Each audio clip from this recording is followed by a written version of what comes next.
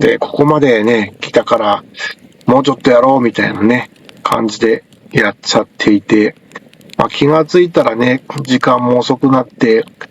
結構進んではいるからそこに満足感はあったんですけど、逆に、なんでしょうね、途中でやめると、今日やれるのにやらないのはもったいないみたいなね、そんな多分気持ちがあったんですよね。で、そんなんで明日にね、持ち越すなんかもったいないんじゃねえか、みたいな、そんな感覚だったのをなんとなく覚えてます。でもですね、最近はだいぶその辺が変わってきまして、